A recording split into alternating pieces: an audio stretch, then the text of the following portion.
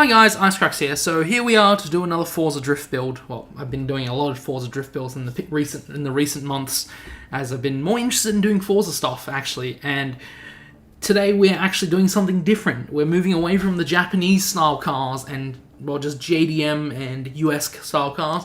We're moving on to some Euros actually. Here in front of us is a BMW E46. Which has a skin which is Chelsea Denofa's Formula Drift skin, which was made by Dutch Z Mafioso. But we're actually going to build an E46. This is probably one of the first Euro cars I've ever built. I've never built a Euro car besides the Lambo I've built. All the other cars are either American or Japanese cars. So this is sort of a first, and I did a bit of experiment comparing drifting cars, just in general, which ones really perform better. So we should probably get onto the build, which is quite the easy build actually, I realised. For front bumper we didn't stick anything because Chelsea Denofa's E46 doesn't have some weird bumpers, he just has stock front bumper. But he does have a giant rear wing, so we're going to stick one on just because it looks cool and it matches the car. And we didn't change the rear bumper either because the BMW street bumper looks really weird for some weird reason. I don't know why, it just looks weird. We are going to do an aspiration conversion. We're going to go from NA to single turbo. We're going to stick a single turbo in, Turbo Life by Garrett. No jokes. Well, Denofa's car does actually have a real Garrett. It has a Garrett in it, so sort of does match it.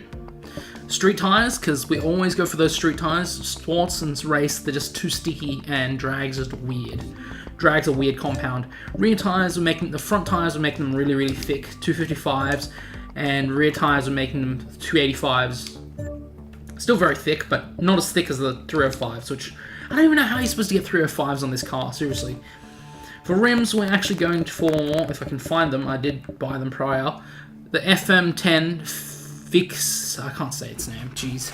The FM-10 rims, because it's high spoke, it looks cool for this car. It suits the car, really. So, there's all the tires. Drivetrain, we're going to stick the race clutch on, because race clutch, we need those fast shift times to be able to grab quickly. Race transmission, we want to have those quick shift times, those quick gear ratios, adjustable gear ratios. Driveline, we want to get the minimal delay time between engine and rear wheels. We need those wheels spinning as quickly as possible. Race diff, this is a must. This is always a must when it comes to drift cars because you want those tires to lock up, and because the sport diff is a one-way diff, 1.5-way diff. Stock diff is unadjustable. Race diff is a two-way, so you can adjust both deceleration and acceleration. The sports diff only allows you to adjust acceleration, not deceleration. So I'm going to put a two-way diff in it. Brakes, these are really important. We're always going to throw in the racing brakes so we can adjust the brake bias and brake pressure and things like that. Racing springs so we can lower the car and have maximum adjustment for springs. Anti-roll bars, we want maximum adjustment as well. It's exactly the same as rear. Roll cage, this is just for safety standards. You don't have to put it, but personally I prefer roll cage for all my drift cars, even though there's not really much safety precautions you have to do in Forza. Just why not? And weight reduction, bro. Race reduction. So yeah. So there's all the handling and drivetrain stuff. Here's where the engine parts come important. As you can see, the motor doesn't actually produce that much power. It produces a bit of power, but not that much. But we're actually going to increase the amount of power it produces. So we're going to put So basically we're going to put the air... What am I saying? We're going to put an air filter, a fuel system, ignition, exhaust... If it wants to load, Forza always takes its time. Cams is a must because you always want to have the racing cams be able to adjust. You want to have the cams have a high rev range, basically. That's the main reason why you want racing cams. Valves, just put that in to get some more power. Bore the engine block, increase the capacity. You can see the power just goes up. It doesn't actually show you the capacity of the engine anymore. Forza 5 and Forza 4 did that. Racing forged pistons, we want that. We don't need a turbo because, as you can see, that's already pretty sufficient enough. As soon as you stick a big turbo in it, it just kicks the kilowatts up to another level and torque to another level. So that's the same with the intercoolant oil, and the most important thing is the flywheel, so we can get a quick response time with the engine to the gearbox, basically. So there's really all the engine parts you really need. So we're actually going to tune the car, which is once again very simple, as, I don't know, this is just a unicorn car that works as a drift car for some weird reason. So tire pressure, we're going to drop them to 1.2 bar. I don't even know what bar stands for, I think. I don't know what I know what PSI stands for. PSI stands for pounds per square inch, and I think bar is barometric something. I don't know. The gear ratio, I actually didn't have to play with it at all. For some weird reason, the gear ratio is perfect for this setup. As you can see, third gear is meshed over 189 kilometers an hour, so it's like almost perfect, at least perfect for my way of drifting. So for alignment, we have 2 degrees front alignment and 0 degrees rear alignment. This is always the same. You don't want any rear alignment because you want to maximize the grip at the rear tires. You want to be able to get the wheels to spin without getting weird sort of things. So you want maximum camber at the like pretty big camber amount at the front, so you can allow tire to turn in to get maximum grip on the corners while turning. Toe, so we can get the toe slightly out, so get the turn-in response to be much more quicker, so we can transition between the drifts. And caster, so we can get that contact patch on the ground. There was actually a very interesting video about Donut Media that explained what camber, toe, and caster did. And Jason from engineering explained all of it, while Chris Forsberg explained what parts he was going on his, I think it's a Fairlady Z, I'm pretty sure. I'm not sure. So yeah, anti-roll bar, we're going to drop the make it very, very soft, 11.42 and 16 point, the one thing I really hate is you can't jump larger numbers. 16.66. You can't jump large numbers, so you have to scroll all the way down. And the rear suspension and front suspension, kilograms force per millimeter, I guess? Is that what it stands for? I don't know. 111.4 and 111.4 pretty much for both of them, because we want to have same stiffness for both sets of suspension, rear and front. You don't really want any wonky stiffnesses. You don't want rear to be stiffer and the front to be softer. It causes some wonky things when it comes to drifting. You don't really want different suspension. And you want same ride height for both rear and front suspension, even though they're very close. Just drop it down a centimeter, bring it even closer. Rebound stiffness and bump stiffness are both 4.1, as you need to be able to like hit the bumps, hit every little like little thing, and be able to maintain drift while you hit a bump or something that is just not great. You want to be able to maintain drifting. Downforce, did not need to edit. Braking force, 40 and 150. Brake pressure, so I can get those rear tires to lock up, so I can kick it out into a drift. And the differential, since there's a two-way, I can get it to 80 and 60 if my new D-pad. I don't know, the D-pad's really weird. I don't know, the hat for the Elite controller is a bit weird, the round hat. It never really is consistent sometimes. So yeah, there's the drift setup, and we're actually going to take it for a thrash on the track. Actually, even better, I'm thinking I should actually take it for a thrash into a public lobby.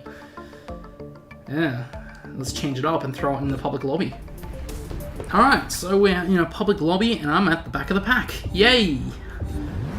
But we are drifting Lime Rock, which is probably one of my more favorite. Oh, this is already sketchy. Let me out, please. Let me out. Oh, geez, the traffic. This is traffic madness. This is traffic madness already. Please, don't hit me. Oh, God. I managed to keep one tire on the track because the guy managed to slow in front of me like a lot. Trying to maintain some angle. Oh, this guy's gonna dive straight into me. Of course he is. This is just chaos already, even though this is a very small lobby. It's already really hard. The pressure is on. But this car is quite the dream to drift. It's actually quite a beginner's car to pick up. You can easily pick up. Oh, that was a bump. And the guy just plows straight into me. Thank you, mate. Thank you. So yeah, this car is quite the dream to drift, though it does sometimes. That was a fail. That was a bit of a low-speed spin out, especially in public lobbies when people just eat it and just hit you. I don't even know how I'm in fifth still. Yeah, I hate public lobbies generally because people tend to crash into you like that. But I'm just like, screw it. Might as well jump in for a public lobby for lols. So see what action I can get. See what drift action I can get. See how many points I can rack up. Don't block up the track, matey. Oh. Oi, oi. How did you crash into the wall, mate? You just ate it hard. I just love watching people crash in Forza when they attempt to drift. This is not, like, This is actually quite the dream to drift. I would say it's just as easy to drift as my R35. If you want to go back and watch that video, I made it in celebration for the new GTR 2017 GTR. So yeah, this is just quite the same. This is sort of quite an easy drift car, and this guy's in the way. Right. Blocking up my ball. Oh, don't tap! Oh wow! Oh no! Apparently the guy in 5th quit. The guy in E30 just tapped into me and made me lose my points. That sort of sucks. That's definitely 0 for him, because he had contact with me. Yeah, gotta say Formula Drift rules, I must say. Also, I should mention Chelsea Denofa's spoiler is much bigger than what Forza provides. It is huge in real life, and it does. If you watch a replay of Long Beach, his car just pretty much. Oh, I'm gonna lose my mirror. I'm gonna lose my wing mirror, aren't I? No, I did not lose my wing mirror. Or nor did I lose my car. I've just gone from being good at the start to being all over the place now. Yeah, I'm all over the place. Should mention. But yeah, his spoiler is huge. And it also, Long Beach was his first victory, and I threw with too much handbrake into the corner. Lost too much speed. But yeah, Long Beach was Chelsea Denofa's first win ever in Formula Drift. I think for like 8 or 9 years. So I say good job for him refining the car. He was already a good driver. His car was unreliable, and now he's finally either the stars aligned or his car's finally become more reliable. And he got his first win at Long Beach. So let's see what's the trend for the rest of the season. Will it be Chelsea Denofa going on a massive win streak, or will it be the Norwegian Hammer coming up on second, right now in second, just closing the gap on him to take back his defending his title actually, because he did win last year. So we'll see what happens throughout the season of Formula D.